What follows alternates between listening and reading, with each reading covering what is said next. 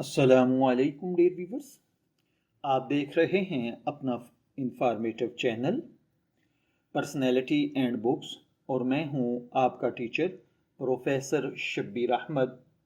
आप जानते हैं कि उर्दू अदब की दुनिया में कुछ नावल ऐसे होते हैं जो सिर्फ कहानी नहीं होते बल्कि एक पूरा ज़माना, एक मुकम्मल मुआशरा और इंसानी जज्बात की गहराइयों को अपने अंदर समोए होते हैं। इन्हीं शाहकारों में एक नाम है बानो, जिसे उर्दू की मारूफ नावल निगार रज़िया भट्ट ने तख्लीक किया है। ये नावल न सिर्फ मोहब्बत की एक दर्दनाक दास्तान है बल्कि ये हमारे मुआशरती रवैये, रिवायात और औरत की ज़िंदगी के तलख़ हक़ाइक़ को भी बेनकाब करता है। अगर आप एक ऐसी कहानी की तलाश में हैं जो दिल को छू जाए, आँखों को नम कर दे और सोचने पर मजबूर कर दे, तो बानो एक बेहतरीन इंतखाब है। इसकी कहानी कुछ ऐसे है कि नावल के मरकज़ी किरदार बानो एक मासूम, खूबसूरत और सादा दिल लड़की है जो एक रवायती मशरक़ी घराने में परवान चढ़ती है। उसकी ज़िंदगी मोहब्बत, उम्मीदों और ख्वाबों से भरी होती है, लेकिन किस्मत उसे एक ऐसे मोड़ पर ले आती है जहां उसके तमाम ख्वाब बिखर जाते हैं। बानो की ज़िंदगी में मोहब्बत आती है, लेकिन ये मोहब्बत उसके लिए खुशियों का पैगाम नहीं बल्कि एक कड़ी आजमाइश बन जाती है। वो एक ऐसे मुआशरे का सामना करती है जहां औरत की इज्जत, उसकी ख्वाहिशात और उसके जज्बात को नज़रअंदाज कर दिया जाता है। कहानी में बानो की जिद्दोजहद, उसके आंसू, उसकी कुर्बानियाँ और उसकी खामोशी कारी को झंझोड़ कर रख देती हैं। अगर इसके किरदारों पर बात की जाए तो बानो का किरदार नहायत मजबूत और हकीकत के करीब है। वो एक ऐसी लड़की है जो हर हाल में अपने उसूलों पर कायम रहती है, चाहे उसे कितनी ही तकलीफ क्यों ना उठानी पड़े। उसकी खामोशी में एक तूफान छुपा होता है। दीगर किरदारों पर अगर बात की जाए तो उनको भी निहायत महारत से तख्लीक किया गया है। हर किरदार अपनी जगह मुकम्मल है और कहानी को आगे बढ़ाने में अहम किरदार अदा करता है।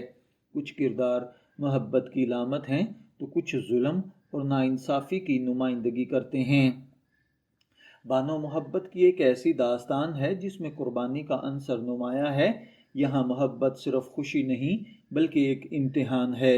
नावल में दिखाया गया है कि किस तरह मुआशरा औरत के जज्बात को नज़रअंदाज करता है और उसे रवायात की जंजीरों में जकड़ देता है।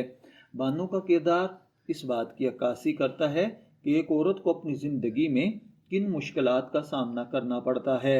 बानो की ज़िंदगी हमें सब्र और ख़ुददारी का दर्स देती है। वो हर हाल में अपनी इज़्ज़त नफ्स को बरकरार रखती है। रज़िया भट्ट का तहरीरी अंदाज नहायत सादा, दिलनशीं और असरअंगेज़ है। वो पेचीदा जज्बात को नहायत आसान अल्फाज में बयान करने की सलाहियत रखती हैं। उनके जुमले सीधे सादे होते हैं लेकिन उनमें गहरी मानवीयत होती है। नावल का भाव ऐसा है कि पढ़ने वाला एक बार पढ़ना शुरू करे तो इख्तिताम तक रुक नहीं पाता। बानो एक ऐसा नावल है जो पढ़ने वाले के दिल में घर कर लेता है और इसकी कहानी को पढ़ते हुए कई मकामात पर आंखें नम हो जाती हैं। बानो के दुख, उसकी कुर्बानियाँ, इसकी खामोशी पढ़ने वाले को मुतासर करती है। ये नावल हमें एहसास दिलाता है कि ज़िंदगी हमेशा हमारी मर्ज़ी के मुताबिक नहीं चलती, लेकिन हमें हर तरह हर हाल में मजबूत रहना चाहिए। ये नावल सिर्फ एक मोहब्बत की कहानी नहीं बल्कि एक ताकतवर समाजी पैगाम भी है। यह हमें सिखाता है कि औरत भी एक इंसान है, उसके जज्बात और ख्वाहिशात का एहतराम करना चाहिए। मुआशरती रिवायात को अंधाधुंध फॉलो करने की बजाय उन पर सवाल उठाना ज़रूरी है। मोहब्बत सिर्फ हासिल करने का नाम नहीं बल्कि कुर्बानी देने का नाम भी है। बानो उर्दू अदब का एक अहम हिस्सा है।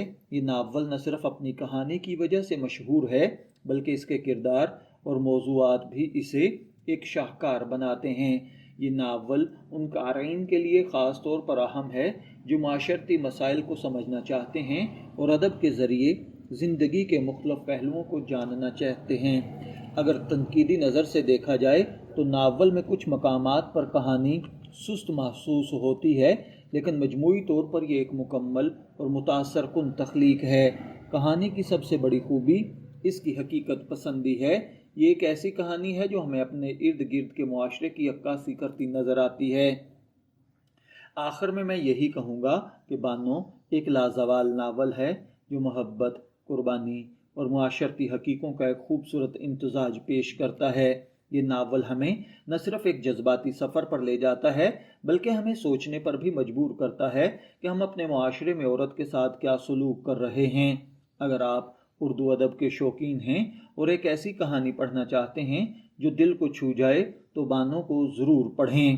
اگر آپ کو یہ ریویو پسند آیا ہے تو ویڈیو کو لائک کریں، چینل کو سبسکرائب کریں اور کمنٹ سیکشن میں ضرور بتائیں کہ آپ اگلا ریویو کس ناول کے بارے میں چاہتے ہیں۔